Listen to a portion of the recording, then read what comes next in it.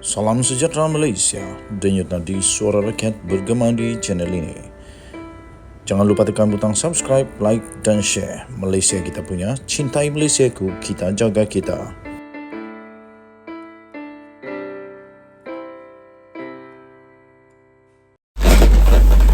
Salam sejahtera Malaysia, denyut nadi suara rakyat bergema di channel ini.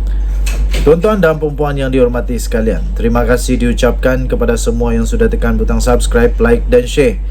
Dan juga saya ingin ucapkan selamat berbuka puasa kepada seluruh umat Islam. Dan selamat Hari Raya. Bagi yang belum tekan butang subscribe, saya mohon tekanlah butang subscribe. Okey. Khairi Jamaluddin, seorang figura yang sudah tak ada parti sekarang.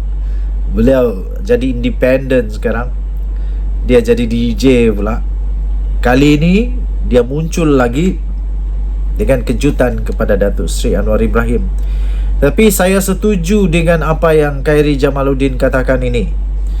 Khairi Jamaluddin berkata Anwar akan hilang sokongan daripada rakyat jika gagal mempertahankan kehakiman. Saya setuju. Tapi saya percaya Datuk Seri Anwar Ibrahim akan mempertahankan kehakiman ini kerana beliau memang seorang yang amat tegas dari segi kehakiman. Buktinya sekarang ini, pendedahan demi pendedahan, penahanan, penyiasatan daripada SPRM tidak pilih bulu. Tidak ada yang nama dia terpilih. Siapa saja yang salah pasti akan didakwa di mahkamah. Anwar Ibrahim akan hilang sokongan rakyat jika gagal pertahanan kehakiman. Itu kata Khairi Jamaluddin. Bekas Menteri Kesihatan Malaysia, Khairi Jamaluddin, meramalkan bahawa sokongan rakyat terhadap Datuk Seri Anwar Ibrahim akan terjejas jika Perdana Menteri itu gagal mempertahankan badan kehakiman negara. Ia susulan tindakan UMNO serta penyokong bekas Perdana Menteri, banduan sekarang ini, banduan Najib Razak, banduan Datuk Seri Najib Razak, yang didakwa oleh Khairi Jamaluddin terus memberikan tekanan kepada kerajaan Anwar, termasuk yang terbaru ini berkait dengan isu pengampunan diraja untuk membebaskan Datuk Seri Najib Razak. Beliau berkata kedudukan kerajaan Anwar mungkin tidak terjejas dengan tekanan terhadap isu pengampunan ini. Bagaimanapun, Anwar boleh kehilangan sokongannya ketika pilihan raya negeri yang berlangsung kelak, khususnya di Negeri Sembilan dan Selangor. Sokongan Anwar mungkin merosot jika beliau tidak dapat mempertahankan badan kehakiman daripada tekanan penyokong Najib dan juga UMNO. Arus di bawah ini akan menjejaskan sokongannya dalam PRN, katanya. Kehilangan Selangor atau Negeri Sembilan akan memberikan kesan yang amat besar bagi Anwar Ibrahim. Perikatan Nasional PN sudah mengenal pasti kedua-dua negeri ini sebagai medan pertempuran utama mereka.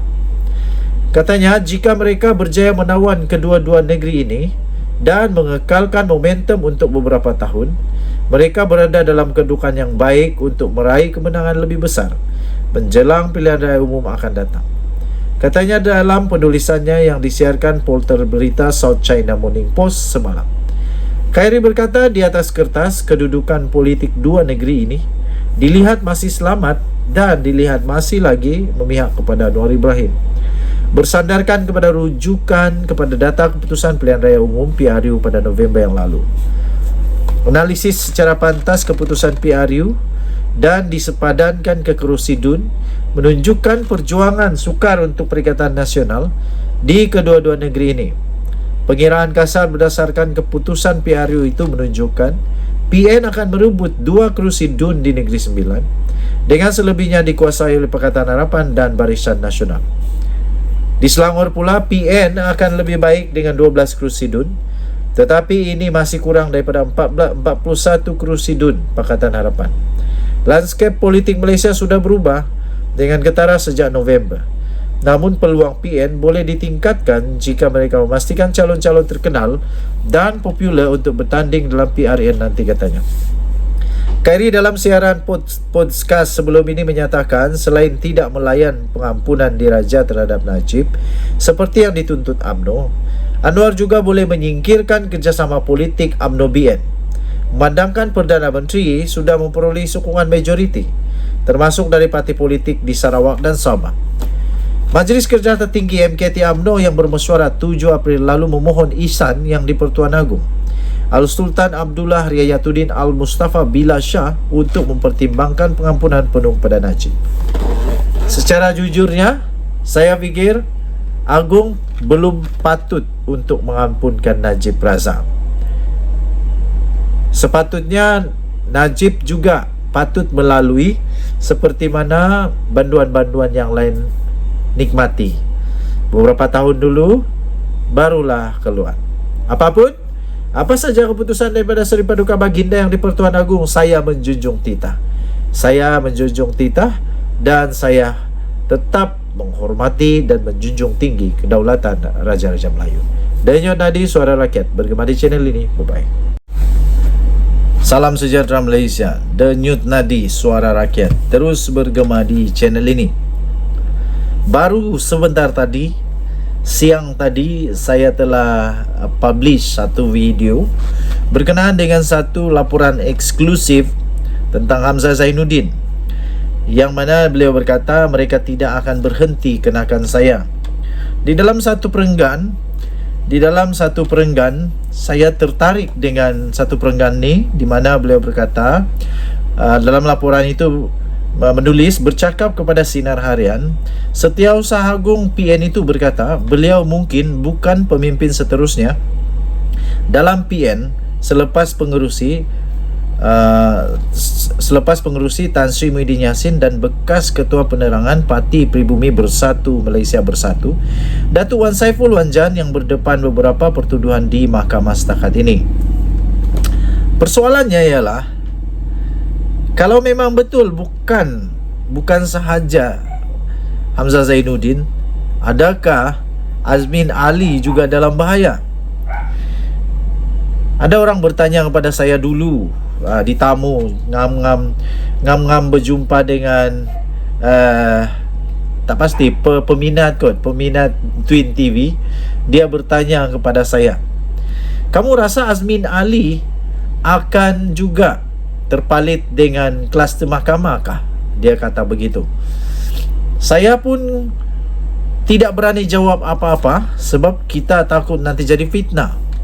Tapi memandangkan sudah Setiausaha Agung PN itu berkata begitu, maka sekarang ini yang berlegar-legar di fikiran saya ialah hampir pasti, mungkin ada kemungkinan besar bahawa mungkin ada lagi pemimpin besar di dalam Perikatan Nasional yang mungkin kantoi kedapatan setelah fail-fail, data-data siasatan dibuat ke atas mereka.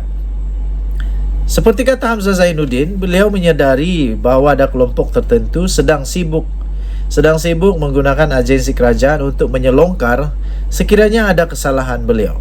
Sekali lagi saya ingin jelaskan, Hamzah Zainuddin atau sesiapa sahaja pemimpin di dalam Perikatan Nasional, termasuk Azmin Ali, termasuk sesiapa saja di dalam Perikatan Nasional, tidak perlu takut, tidak perlu risau, tidak perlu gabrah, tidak perlu meroyan, tidak perlu bising-bising. Lebih baik diam saja kalau memang tak ada salah.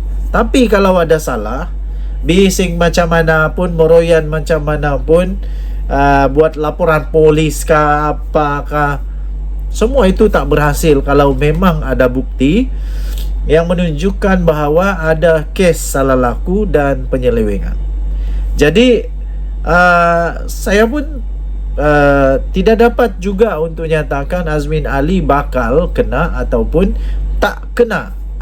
Yang pasti, siapa sajalah pemimpin, termasuklah dalam kerajaan, di luar kerajaan, penyokong kerajaan, pembangkang paling hangit, tidak kiralah siapa saja yang didapati ada bukti penyelewengan, yang didapati ada bukti penyalahgunaan kuasa, didapati ada rasuah, didapati apa sajalah yang melanggar undang-undang negara Malaysia, sekarang memang patut takut.